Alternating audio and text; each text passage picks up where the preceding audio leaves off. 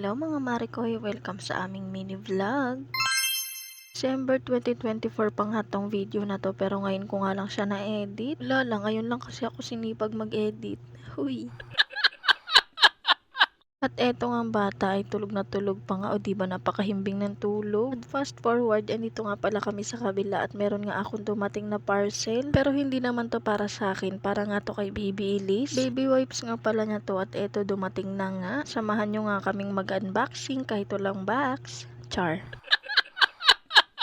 At syempre hindi pwedeng mawala ang batang makulit. Tingnan nyo naman siya na nga ang nagbubukas. Alam niya kasing sa kanya to dahil sinabi ko nga ang baby wipes to at sabi nga niya pamunas daw niya. Pasensya na nga pala mga Marikoy kung mahina nga itong aking boses. Tulog na kasi si Baby Elise. At tingnan nyo naman may pa-picture pa nga ang bata. Pero video talaga to. Uy, hindi nga ako nagsisi na nagpalit ako ng baby wipes dahil napakaganda nga nito at napakakapal pa. Hindi nga rin siya agad-agad nauubos dahil day 100 nga yun laman yan sa loob. Kaya kung ako sa inyo mga mamis, itry nyo na rin to dahil napakaganda nito. Hindi nga kayo magsisisi. 100 plus nga lang yan at may 3 wipes ka na nga. O diba, sulit na sulit. Pagtapos ko naman nga magbukas ng parcel ni Baby Elise, eto nga at naligo na nga ako. Baka kasi buong taon tayong hindi maligo.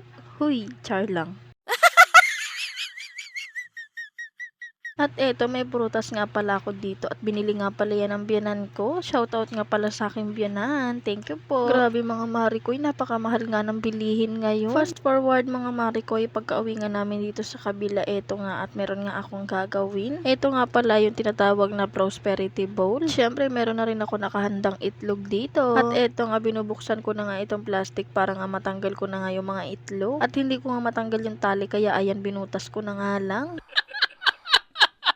Pinutol ko na nga pala yung video dahil napakahaba nga nun. Ito na nga pala yung ginawa kong prosperity bowl. O diba napakaganda. At mga December 31 na nga pala to ng madaling araw. At ito nga ang bata nagpapakamot. O diba for the kamot-kamot nga lang ang e-abab na to sa kanyang junakis. At grabe mga Marikoy, ngayon ko nga lang nakitang nakabalot siya ng kumot dahil minsan nga hindi siya nagkukumot. Lamig na lamig nga siya ng mga araw na to. At tignan nyo naman, grabe ang balot ng bata. Inayos ko nga lang pala yung kumot niyan. O diba lamig na lamig nga itong junakis ko. At grabe, hindi na talaga ako nakatulog. Mga alas 6 na nga to ng umaga. O diba, inabot na ako ng umaga. O diba, may pa-cute-cute pa nga ang mari nyo. At eto, nagpalit nga ako ng kulay ng aking nails. For the puti-puti nga ang atake ng aking nails ngayon. At grabe, sa sobrang excited ko nga eto, inayos ko na nga yung damit na susuotin ni Baby Elise para nga salubungin ng 2025. Hindi na kasi ako makatulog ulit. Kaya nga eto na yung naisipan kong gawin. Inayos ko na nga para nga hindi na nga ako